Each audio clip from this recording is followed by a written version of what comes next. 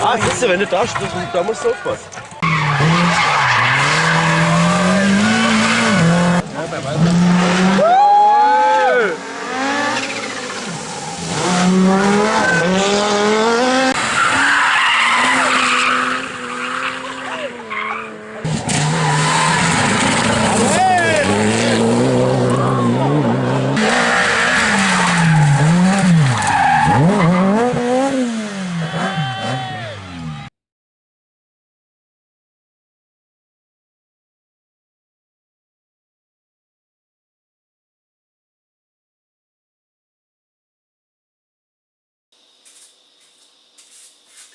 Welcome to the new Redline Man Cave.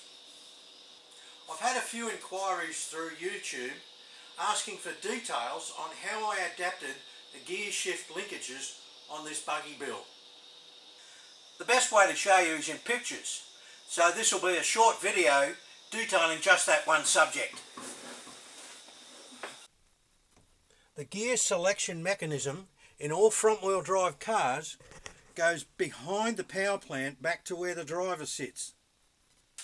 But moving the engine and gearbox to behind the driver means the gear selection mechanism has to go forward of the engine. Rod linkages don't make this change of direction easily, which is why I look for a donor car that used cables for shifting the gears. The alterations I'm going to show you would work on any cable operated gearbox. The two problems that must be addressed are firstly the need to lengthen the cables, and secondly avoiding a reverse gear shift pattern, which is a nightmare in racing. You don't want to be having to remember where on earth the gears are. You want to retain the conventional gear shift pattern. In a standard front wheel drive configuration, the cables come from the motor and gearbox and enter into the front of the gear shift lever.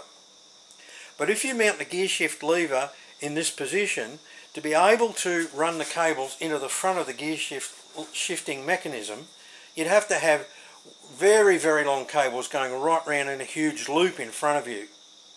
So naturally you reverse the gear shift linkage. This means the cables now come into the back of the gear shift mechanism, and this is why the shift pattern is reversed. Here's the standard cable setup. You've got two levers that operate the gear linkage. There's a plate that goes here which retains the two cables, which I've removed, and the cables go back that way. What we're going to do is reverse the direction and change this from a push to a pull setup. So I'm going to remove the gear shift cables from operating out the side there, and instead of the linkage being here, it's going to be out this side instead. I'm not going to attach the cables directly to the levers.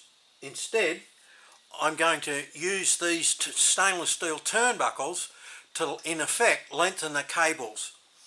These are the sort of things that are used on yachts or on cabling around decks and pools. So you'll get them at a boatie shop or at a large hardware shop. And I've welded collars, thick collars, into both ends that fit the gear shift shafts.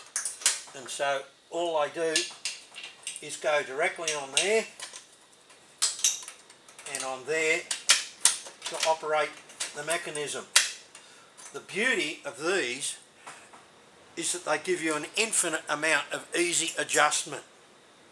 The other end of the turnbuckle comes to the holes I've drilled in these two triangular plates that I've made and mounted on a pivoting bolt. They each move separately. This is a bracket which ties the whole thing onto the gearbox. There's a shaft on each end with a hole drilled in it that takes the cables. And on the other side of the triangle is where the turnbuckle goes in. It's just held in place with a pin.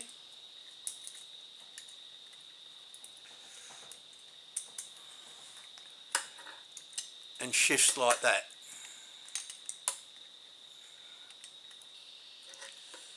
So the factory cables mount onto those pins on the other side of the two triangles.